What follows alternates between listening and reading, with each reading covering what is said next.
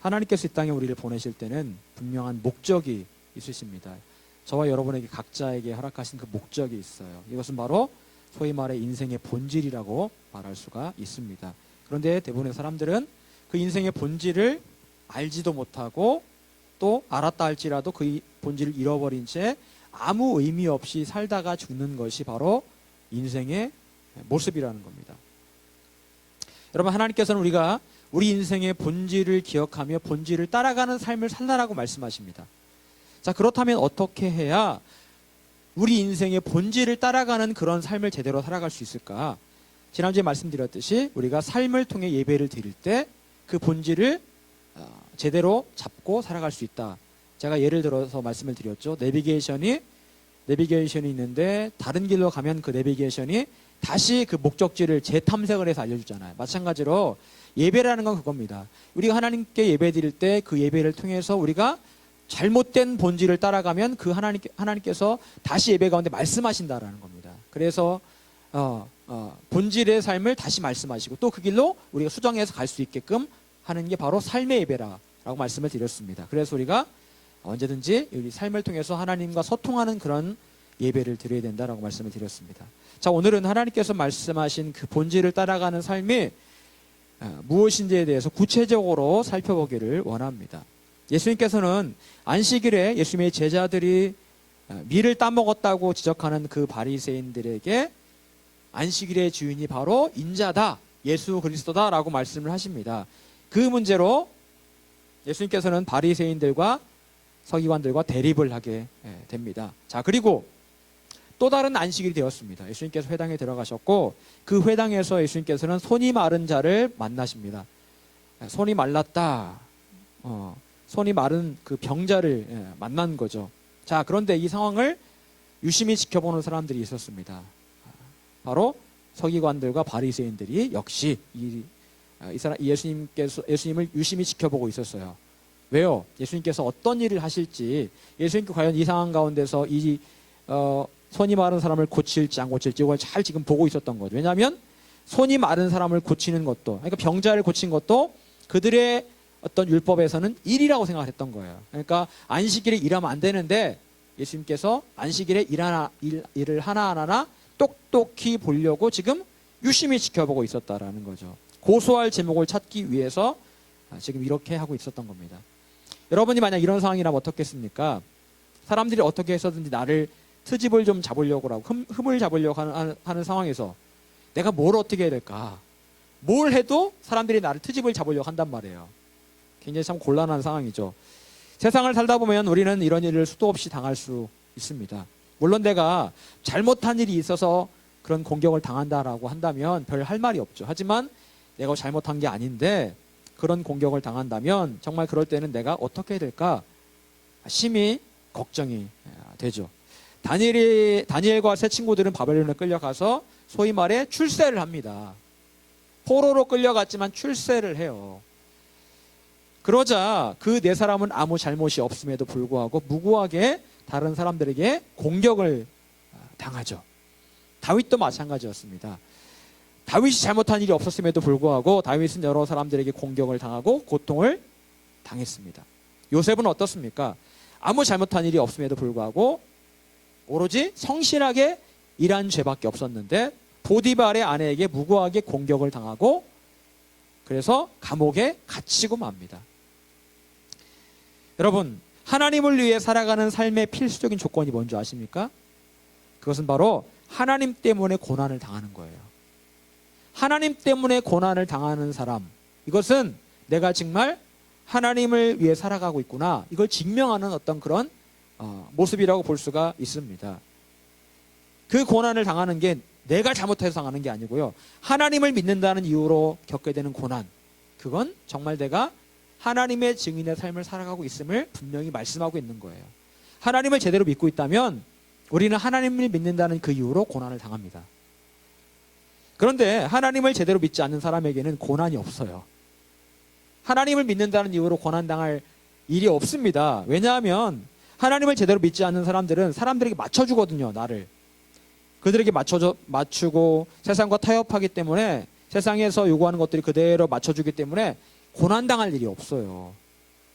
제사 지내라고 하면 절하면 되는 거고, 술 마시라고 하면 술 마시면 되는 거고, 거짓말 하라고 하면 거짓말 하면 되는 거고, 속이라고 하면 속이면 되는 거예요. 그러니까 고난당할 이유가 전혀 없는 거죠. 하지만 하나님을 위해 살고자 하는 사람은 반드시 필수적으로 고난을 당할 수밖에 없다. 다니엘과 그의 친구들과 함께 끌려온 바벨론에 많은 포로들이 있었습니다. 그렇죠. 유대에서 바벨론으로 끌려온 많은 사람들이 있었어요. 다니엘과 다니엘의 세 친구 외에도. 자, 그런데 그들도 역시 여호와 하나님을 알고 있던 사람들이었습니다. 자, 그런데 성경 어디를 보아도 다니엘과 세 친구들 외에 왕의 금신상에 절하지 않아서 하나님께 기도해서 그런 죄목으로 벌을 받았다는 그런 대목이 없습니다. 그들이요. 많은 사람들이 다니엘과 다니엘의 세 친구들과 함께 바벨론에 끌려왔지만 그들은 바벨론에 동화되었습니다. 적당히 바벨론에 타협하며 살았다라는 걸 의미합니다. 그들은 바벨론이라는 세상에 적당히 타협하며 살았기 때문에 바벨론에서 고난받을 일이 전혀 없었어요. 마치 일제시대 때 한국 사람인데 창씨개명을 해서 일본에 동화되는 것처럼 그런 사람들은 고난받을 일이 없었거든요. 여러분, 우리가 잘 알고 있는 그 시인들이 많이 있습니다. 그런데 그 시인들이 처음에는 이렇게 독립운동을 했어요. 나중에는 일본에 요구대로 창씨개명을 하고 일본의 동화가 되어가지고 일본 이름을 쓰고, 그리고 나중에는 일본의 군대에 지원해라 이런 식으로까지 변질이 됐습니다. 타협하며 살게 되었다라는 거죠. 사랑하는 여러분, 이 땅에 교회에 다니는 사람들이 참 많습니다. 정말 많죠. 우리나라만 하더라도 약 1,000만 명의 크리스찬이 있습니다. 우리나라 인구의 5분의 1이에요. 그들은 스스로 말하기를 나는 기독교인이다 라고 말을 합니다. 하지만 대부분의 사람들은 예수님을 믿는다는 이유로 고난당하지도 않고 공격당하지도 않습니다. 왜 그럴까요? 왜냐하면 미안한 얘기지만 그들은 예수님을 제대로 믿지 않기 때문에 그래요. 예수님께서는 예수님을 제대로 따르는 사람들은 가족들에게 외면받고 세상에서 핍박받을 것이라고 분명히 말씀하고 계십니다. 바울은 말하기를 우겨쌈을 당했다라고 말을 해요. 예수 믿는다는 이유로, 예수님을 전한다는 이유로 세상으로부터 우겨쌈을 당했다라고 분명히 고백하고 있습니다. 여러분이 정말 제대로 예수님 믿고 있는지를 어떻게 알 수 있을까요? 그것은 바로 여러분이 예수님을 믿는다는 이유로 다른 사람들에게 배척을 당하고 때로 핍박과 공격을 받고 있는지를 보면 알 수가 있는 겁니다. 예수님께서는 서기관들과 바리새인들이 예수님을 어떻게 보고 있는지를 이미 알고 계셨습니다. 조심을 해야 될 상황이었어요. 인간적으로 볼 때는. 하지만 예수님께서는 그들의 이런 시선을 결코 두려워하지 않으셨습니다. 그래서 안식일에 회당에 들어왔던 손 마른 사람을 아무렇지 않게 고쳐주십니다. 그러자 이 모습을 보고 있던 서기관들과 바리새인들이 어떤 태도를 보입니까? 11절에 보니까요. 그들은 노기가 가득하여 예수를 어떻게 할까 하고 서로 의논하니라. 자, 그들이 어떤 태도를 보입니까? 노기가 가득했다. 분노가 가득했다. 무슨 말이에요? 저번에 분명히 경고하지 않았느냐? 안식일에 일하지 말라고. 그런데 또 안식일에 일한다 하면서 지금 예수님에 대해서 막 화가 난 거예요. 왜 안식일을 안 지키냐? 당신이 하나님 말씀을 전하는 사람으로서 왜 안식일을 안 지키냐 하면서 막 분노를 한 거예요. 여러분, 서기관들과 바리새인들에게도 본질은 있었습니다. 그들도 본질을 잡고 살았어요. 그런데 그들이 생각한 본질은 무엇이었을까요? 그들이 생각한 본질은 안식일에는 아무것도 해서는 안 된다라는, 그게 그들의 본질이었습니다. 그것은 그들에게 율법이었고, 설령 예수님이 메시아로 오셨든 어쨌든 상관없이 안식일에는 아무 일도 하지 않아야 된다. 이건 하나님도 지켜야 되는 일이다. 이렇게 생각을 하고 있었던 거예요. 그들은 잘못된 본질을 잡고 있었습니다.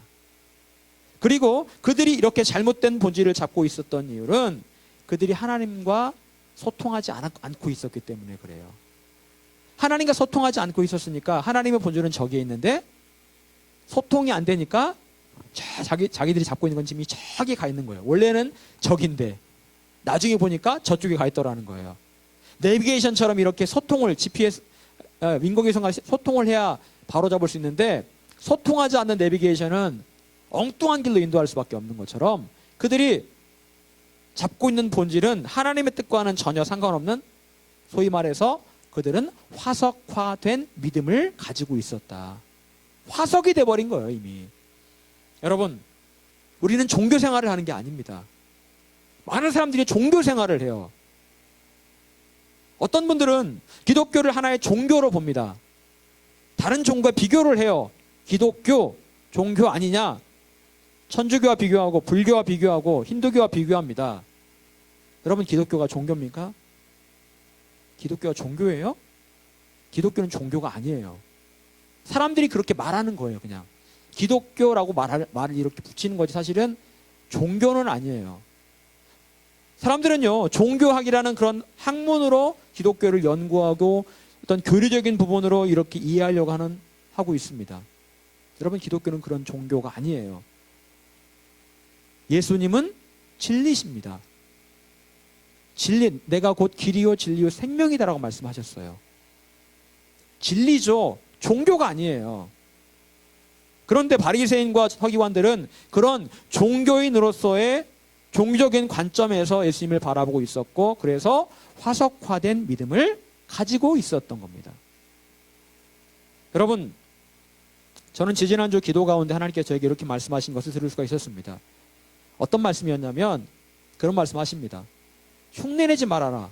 아들아, 너 흉내내지 마라. 이런 말씀하시는 거예요. 제가 하나님께 물었습니다. 하나님, 그게 무슨 말씀이세요? 제가 흉내를 낸다니요. 하나님 하신 말씀이, 너 흉내내고 있어. 너 흉내내고 있어. 그리고 너 있는 척 없는 척 이런 척하고 있어. 이렇게 말씀하시는 거예요. 그래서 제가 그 말씀을 듣고 나서 제가 가만히 저 자신을 돌아봤습니다. 내가 정말 흉내를 내고 있을까?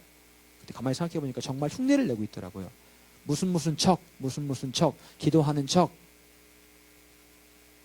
목사인 척. 정말 그랬습니다. 저는 목사 흉내를 내고 있더라고요. 죄송한 말이지만 목사 흉내를 내고 있었어요. 정말 제가 진짜 목사라면 목사의 그 삶의 모습들이 배어 있어야 되는데, 제가 보니까 여러분 앞에서 또한 저의 개인적인 삶에서는 서로 다른 모습을 보이고 있는 것 같았어요. 적당히 사람들에게 어떻게 보여지느냐를 생각하고 있었고, 다른 유명한 목사님들의 설교를 들으면서 나도 저렇게 해야지 흉내를 내고 있더라고요. 기도도 적당히 제가 흉내를 내고 있었습니다. 죄송한 말씀이지만 그러고 있었던 것 같아요. 하나님께서 그렇게 말씀하셨습니다. 내가 너 진짜 목사 만들기 원해. 네가 진짜 목사가 돼야 너에게 나의 양떼를 맡기지 않겠니? 이 말씀을 하시는 거예요. 아들아, 내가 너 진짜 목사 만들고 싶어. 저는 그렇게 기도했습니다. 하나님, 우리 교회도 속히 부흥되게 해주세요. 다른 교회는 1년에 10명씩 늘어난다는데 왜 우리 교회는 아무리 지역이 외딴 곳에 있지만 이렇게 부흥이 안 돼요? 하나님 말씀하시더라고요. 아들아, 너가 진짜 목사가 되면 내가 너한테 나의 양떼를 맡길 거야. 너 그런데 지금까지 흉내내고 있었어. 흉내내지 마. 왜 너 진짜 목사인 척하니? 너 아직도 부족한데. 그런 말씀을 저한테 하시더라고요. 여러분, 어린아이가 어른 흉내를 냅니다. 소꿉놀이를 하고 병원놀이를 하고 흉내를 냅니다. 어떤 때는요, 어린아이들이 어른들의 노래를 막 불러요. 유행가를 막 부릅니다. 여러분, 그런다고 그 어린아이가 어른입니까? 어른인 척하는 거죠. 어른 흉내를 내는 것뿐이에요. 하나님께도 마찬가지입니다. 우리가 아무리 믿음 있는 척, 기도하는 척, 예배드린 척 해도 하나님께서는 나의 마음의 중심을 이미 보고 계십니다. 내가 흉내를 내는지, 내가 진짜 하나님을 사랑하는지, 내가 정말 제대로 기도하고 있는지 하나님 다 알고 계세요. 그리고 이렇게 겉과 속이 다른 사람에게 하나님께서 하시는 말씀이 있습니다. 외식하는 자들아, 너의 모습은 나에게 가증스럽기만 하구나. 여러분, 겉과 속이 다른, 그래서 주님께로부터 외식하는 자들아 라는 그런 책망을 우리가 듣지 않기를 원합니다. 사랑하는 여러분, 우린 믿음이 있는 척, 기도하는 척, 예배드리는 척 해서는 안 됩니다. 그런 모습으로 하나님께 나아간다면 우리는 오늘 본문에 나와 있는 서기관들, 바리새인들과 전혀 다를 바가 없는 사람들이에요. 사람들은 안식일에 아무것도 하지 말라고 말하는 바리새인들과 서기관들을 보면서 뭐라고 말했을까요? 야, 저 사람 참 믿음 좋다. 역시 바리새인과 서기관들처럼 살아가야 돼. 그렇게 말했을 겁니다. 하지만 예수님께서 보실 때는 그들은 겉과 속이 다른 회칠한 무덤같이 가증한 사람들에 불과했어요. 겉만 번질한 그런 사람들이었다고요. 그들은 하나님의 마음과는 상관없이, 하나님의 중심과는 상관없이 스스로 세워놓은 기준으로 하나님마저 평가하고 있었어요. 예수님마저 평가하고 있었습니다. 그 기준에 맞지 않으면 예수님이 하나님이든 누구든 상관없이 저주하고 분노하고 죄를 스스럼 없이 짓고 있었던 겁니다. 여러분, 하나님의 음성을 제대로 듣지 못하고 제대로 예배하지 못하는 사람들은 이렇게 소위 말해서 괴물이 되고 마는 겁니다. 괴물이에요, 괴물. 그냥 종교 생활에 머무르는 어리석은 사람이 되고 마는 거예요. 그리고 나중 주님 오실 때 나는 너를 모른다, 너 누구냐, 비참하게 버림받는 인생이 될 수도 있습니다. 여러분, 항상 기억하십시오. 교회 나와서 예배드린다고 다 천국 가는 거 아닙니다. 예수님 제대로 믿지 않고 하나님 뜻대로 살지 않으면 지옥 가는 거예요. 지옥 가는 겁니다. 분명히 제가 말씀드렸죠. 신랑을 기다렸던 10명의 처녀 가운데 5명은 잔치집에 못 들어갔다고요. 신랑을 기다리고 있는 척 했지만 모양만 있었다고요. 그 안에는 기름이 없었다니까요. 기름이 없었어요. 등잔의 모양만 있었으면, 크리스찬의 모양만 있었다고요.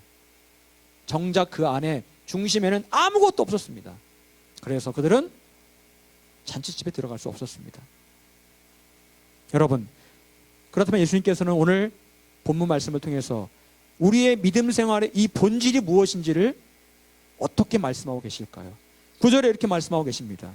예수께서 그들에게 이르시되 내가 너에게 묻노니 안식일에 선을 행하는 것과 악을 행하는 것, 생명을 구하는 것과 죽이는 것 어느 것이 옳으냐 하시며, 여러분, 서기관들과 바리새인들이 말하는 것의 핵심과 예수님께서 말씀하신 것의 핵심의 차이는 무엇입니까?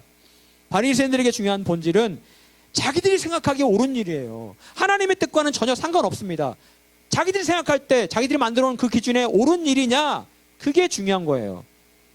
그들의 기준은 안식일에 어떤 일도 하지 않아야 된다. 설령 사람이 죽어가도 살려서는 안 된다. 배가 고파도 안식일에 일을 해야 되는 거면 일하지 말고 굶어라. 그들의 생각입니다. 그런데 예수님께서는 안식일에 생명을 구하는 것, 병을 고치는 것, 그것은 정말 합당한 일이다라고 말씀을 하고 계시는 겁니다. 어떤 교회 가서 예배를 드리면 그렇게 적혀져 있습니다. 이 그 기도자석에 대표기도 3분 적혀 있어요. 대표기도 3분. 그리고요, 콘티를 딱 짜놓고, 저도 옛날에 콘티를 짰던 사람입니다. 몇 분까지 찬양, 몇 분까지 설교. 그러면서 콘티를 목사님한테, 담임 목사님한테 딱 드리면서 목사님 여기에 맞춰서 설교하세요. 찬양팀한테 주면서 여기에 맞춰서 찬양하세요. 이렇게 했습니다. 그런 교회들이 사실은 많죠. 물론 때로 찬양이 너무 길어서, 대표기도가 너무 길어서, 설교가 너무 길어서 여러 사람이 불편해할 수 있습니다. 물론 그래요. 하지만 근본적으로 생각해야 될 문제는 그 예배의 중심이 누가 되어야 하느냐는 거예요. 예배의 중심이 타임테이블입니까? 예배의 중심이 그 타임테이블이에요? 여기에 맞춰서 이 기도 3분, 설교 40분, 광고 3분, 타임테이블이 그 예배의 주인입니까? 어느샌가 타임테이블이 예배의 주인이 되어 있더라고요. 여러분, 예배의 중심은요, 하나님입니다. 하나님이세요. 하나님이 그 예배의 중심이세요. 따라서 만약 그날 찬양 가운데 하나님 임재가 강력해서 평소보다 찬양 시간이 길어졌다면 모든 사람들이 그런 상황을 이해할 수 있는 그런 마음이 있어야 돼요. 그리고 어떤 때는 목사님이 설교를 하는데 그날따라 하나님께서 그 목사님을 통해서 강력하게 말씀하셔서 설교가 평소보다 길어졌다면 그것도 역시 용납할 마음의 준비가 되어 있어야 돼요. 근데 사람들은 뭐라고 말합니까? 오늘 왜 이렇게 설교가 기냐고. 물론 지루한 설교였기 때문에 그렇게 말할 수도 있겠죠. 하지만 그렇게 말하면 안 됩니다. 예배의 중심은 하나님이세요. 서기관들은요, 바리새인들은요, 내용이 중요하지 않았습니다. 그냥 단지 자기가 생각하는 기준에 어긋난다고 생각할 때 그것을 비난하고 분노하고 있었던 거예요. 여러분, 예수님께서 구절 말씀을 통해서 하시는 믿음 생활의 본질이 무엇입니까? 그것은 바로 우리는 무엇을 하든지 그것이 하나님 보시기에 옳은 일이면 그 일을 해라 라고 말씀하고 있는 거예요. 하나님 보시기에 옳은 일을 하라, 이것이 믿음 생활의 본질이야 라고 말씀하시는 거예요. 안식일에 선을 행하는 것과 악을 행하는 것 중 무엇이 옳은가에 대해 말씀하셨고, 안식일에 생명을 구하는 것과 죽이는 것 무엇이 옳은가에 대해서 말씀하셨습니다. 이 말씀의 깊은 의미는 지금 이 일에 대해서 하나님께서 원하시는 게 무엇인지를 정확히 알고 그 일을 행하라라는 겁니다. 지난주에도 말씀드렸지만 사람들은 자기가 원하는 바를 하나님께 기도합니다. 그리고 그 원하는 바를 하나님께서 이루어 주시지 않으면 하나님 원망합니다. 때로 하나님 존재를 부인해요. 하나님 살아계신 거 맞아? 저도 그래요. 저도 그렇게 간절히 기도했는데 하나님 꿈쩍도 않으시면 하나님 막 원망하는 마음이 들 때가 있어요. 그리고 하나님 목사지만 때로는 하나님 살아계신 거 맞아? 이런 생각이 들 때가 있다니까요. 근데 이게 저만의 생각이겠습니까? 그렇게 열심히 기도했는데 하나님 꿈쩍도 안 하세요. 그러면 하나님 원망합니다. 그게 사실은 우리들의 보편적인 모습이에요. 손양원 목사님, 주기철 목사님 같은 분이 사실은 10,000명에 1명 나올까? 그렇지 대부분은 안 그래요. 사람들에게 중요한 것은 하나님 뜻이 어디 있느냐가 아닙니다. 이 상황 가운데 하나님 뜻이 어디 있느냐, 이게 중요한 게 아니고요. 단지 중요한 것은 내가 지금 원하는 것을 지금 내 손에 넣었느냐, 이게 중요하다라는 거예요. 여러분, 안타깝게도 많은 크리스찬들에게 하나님의 뜻은 중요하지가 않습니다. 단지 중요한 것은 나의 뜻대로 일이 진행되는 거예요. 세상에는 수없이 많은 이해되지 않는 일들이 일어나고 있습니다. 그리고 그 이해되지 않는 일들을 보면서 하나님께 살아계신다면 어떻게 저럴 수 있을까 하면서 하나님 존재를 부인하기도 합니다. 하지만 우리는 하나님 뜻을 다 이해할 수 없습니다. 왜요? 하나님은 인간이 아니고 하나님이시기 때문에 그래요. 지난주에 기도하는데 하나님께서 저에게 이런 말씀을 하셨습니다. 나는 네가 나의 시선을 갖기 원한다, 이런 말씀하시는 거예요. 그러면서 제가 하나님께서 저에게 어떤 모습을 보여주시는데 독수리를 딱 보여주시는, 독수리를 딱 보여주시는데 저는 하나님께서 왜 저한테 독수리를 보여주신 대번에 알 수가 있었습니다. 여러분, 새는 여러 가지 종류가 있습니다. 우리 주변에는 어떤 새들이 많아요? 참새가 많죠. 참새는 아주 낮게 납니다. 아주 낮게 날아요. 그래서 다니면서 벌레도 잡아먹고 곡식도 쪼아먹고, 이게 참새가 그렇게 합니다. 참새는 높이 날지 않아요. 자, 참새보다 좀 높이 나는 거는 까마귀가 좀 높이 날아요. 조금 높이 납니다. 그리고 까마귀보다 높이 나는 건 기러기 같은 철새들이 높이 납니다. 그리고 가장 높이 나는 새가 뭔지 아세요? 독수리예요. 독수리. 제가 예전에 TV를 보는데 몽골에서 이 독수리가 여우를 잡더라고요. 여우가 이렇게, 몽골에 여우가 많은데 여우가 가고 있으면 독수리가 굉장히 높이 날아올라서 그 여우를 향해 돌진을 해서 여우를 딱 잡는 거예요. 여우를 잡아먹더라고, 독수리가요. 이야, 참 신기하던데요. 근데 그 독수리가, 몽골이 초원이잖아요.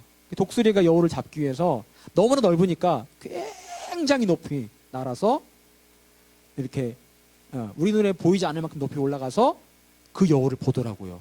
여러분, 독수리 시력이 인간의 시력은 완전 달라요. 인간의 시력은 좋으면 2.0 그렇잖아요. 거기 뭐 7.0이래. 7.0. 7.0이면 상상이 갑니까? 저 끝에 있는 벌레 한 마리도 보일 정도의 그런 시력이죠. 그런 시력을 독수리가 가지고 있답니다.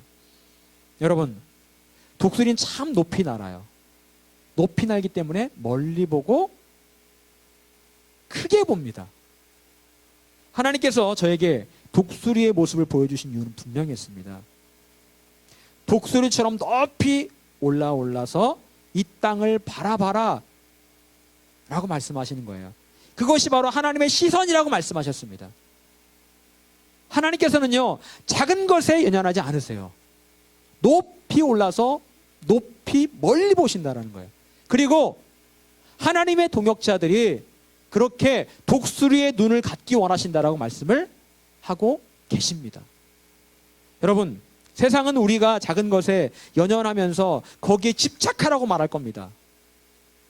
하지만 하나님의 뜻은 우리가 영적인 독수리가 되어서 더 높이 날아올라 하나님의 시선을 갖는 것이고, 그렇게 함으로 먼 곳을 바라보는 것이라고 말씀하십니다. 예수님께서는 안식일에 아무것도 하지 않는다는 좁은 개념의 율법의 개념이 아니라 보다 높은 곳에 있었던 하나님의 뜻을 바라보고 계셨고, 그래서 하나님께서 보시기에 옳은 일을 하라고 말씀하시는 거예요. 사랑하는 여러분, 무엇이 본질을 따라가는 삶입니까? 그것은 바로 보다 높은 곳에서 하나님의 눈으로 하나님께서 보시기에 옳은 일을 하는 겁니다. 내가 보기에 옳은 일, 내가 생각하기에 옳은 일이 아니에요. 우리는 하나님께서 보시기에 옳은 일을 바라보고 그 일을 할 수 있어야 됩니다. 그것이 하나님께서 원하시는 본질을 따라가는 삶이라는 것을 반드시 기억하기를 축원합니다. 그렇다면 하나님께서 보시기에 옳은 일을 우리는 어떻게 알 수가 있을까? 어떻게 우리가 독수리의 눈을 가지고 먼 곳을 바라보면서 하나님의 시선을 가질 수 있을까? 지난 시간에 하나님께서 원하시는 본질의 삶은 예배를 통해서 알 수 있다고 말씀을 드렸습니다. 오늘 말씀은 그런 예배 한 부분이라고 볼 수도 있을 것 같아요. 12절 말씀해 봅니다. 이때에 예수께서 기도하시러 산으로 가사 밤이 새도록 하나님께 기도하시고, 여러분 이 말씀을 잘 살펴보시기를 바랍니다. 이 말씀의 시작은 어떻게 시작하고 있습니까? 어떻게요? 12절 말씀. 이때에 라고 말씀하고 있어요. 이때에. 여러분 이때가 어느 때를 말하는 겁니까? 이게 이때가 어느 때예요? 이때가 어느 때입니까? 이때는 바로 앞절을 말하는 거예요. 앞절에 보니까 그들은 노기가 가득하여 예수를 어떻게 할까 하고 서로 의논하니라.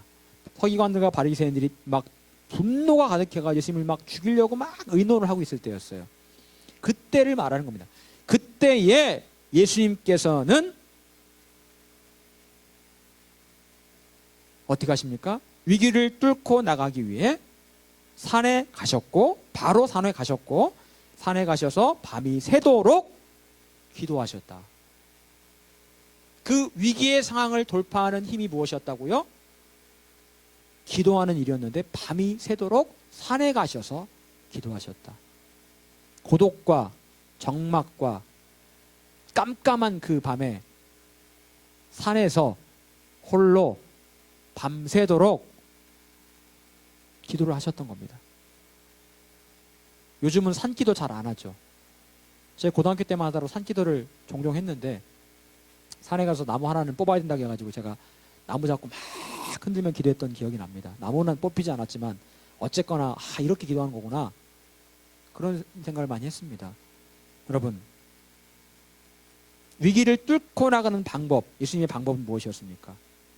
기도였어요. 기도였습니다. 여러분, 예수님께서 이 땅에 오실 때 인간의 몸을 입고 오셨습니다. 그러다 보니까 인간적인 연약함이 있으셨어요. 때로 슬퍼하셨고 때로 두려워하기도 하셨습니다.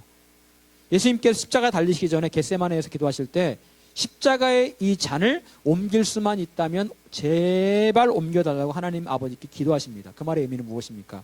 예수님께서 정말 십자가 지기가 두렵고 떨렸다라는 거예요. 정말 무서웠다, 두려웠다. 예수님은 인간의 모습으로 오셨기 때문에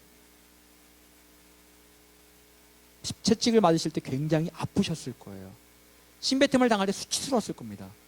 그리고 양손과 발에 못이 박힐 때 진짜 아팠을 거예요. 말할 수 없을 만큼 정말 아팠을 겁니다. 얼마나 두렵고 떨리셨겠습니까? 앞으로 그 십자가를 져야 될 걸 알고 계시는데 얼마나 두렵고 얼마나 떨렸겠습니까? 죽음의 공포가 얼마나 두렵고 떨렸겠어요. 저희 어머니가 지금 굉장히 말기암이라 통증이 굉장히 심하셔요. 그런 말씀도 하셨답니다. 진짜 죽고 싶다고. 너무 고통스러우니 그렇게 말씀하셨고, 제가 그런 얘기를 들었을 때 제 마음이 너무 아파서 정말 너무너무 사실 아팠습니다.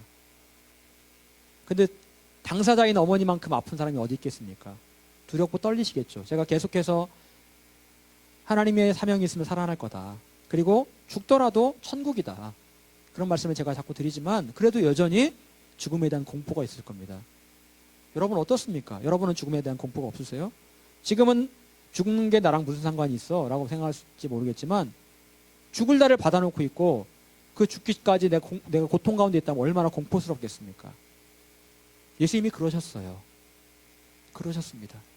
그런데 그 두렵고 떨림 가운데 예수님께서 결국 승리를 이루셨습니다. 십자가에서 승리를 이루셨어요. 어떻게요? 겟세마네에서 밤이 새도록 기도하셨기 때문에, 한계를 뚫고 나가는 기도를 하셨기 때문에 결국 두렵고 떨리지만 승리를 이루실 수 있었습니다. 여러분, 예수님 얼마나 힘드셨을까요? 바리새인들과 서기관들이 분노해서 예수님을 어떻게 처리할까 이런 의논을 하고 있는데 그 모습을 본 예수님 마음이 얼마나 힘드셨겠습니까? 병자를 고치고 났는데도 기쁘지 않으셨을 거예요. 그래도 예수님께서는 묵묵히 하나님께서 보시기에 옳은 일을 하셔야 했기 때문에 그때에 예수님을 어떻게 할까 막 사람들이 분노해서 막 회의하고 있을 그때에 산으로 가셔서 묵묵히 밤이 새도록 기도하셨습니다. 여러분, 바리새인들과 서기관들의 분노의 그 눈빛과 공격적인 태도와 그런 말을 듣는 것도 힘들었겠지만 산에서 밤새 기도하시는 것도 정말 힘드셨을 겁니다. 제가 오랜만에 철야 기도를 해보니까 진짜 힘들더라고요. 너무 피곤하고 졸려서 힘들더라고요. 기도도 잘 안 나와요. 나중에는 한 3시간 하니까. 둘 다 힘든 일입니다. 그래도 그 상황을 이겨내는 유일한 길은 한계를 뚫기 위해 밤새 기도하는 일이었습니다. 여러분, 요즘 교회가 문제가 되고 목회자가 문제가 되는 이유가 뭘까요? 예전 목회자보다 지금 목회자들이 훨씬 더 많이 배웠습니다. 많은 목사님들이 박사학위를 가지고 있어요. 제가 알고 있는 목사님들도 박사학위 갖고 계신 목사님들이 진짜 많아요. 다 박사예요, 다 박사. 어떻게 된 게. 저는 그냥 신학대학원만 졸업을 했기 때문에 석사밖에 없지만 많은 분들이 박사를 가지고 있어요. 박사도 여러 개 가지고 있습니다.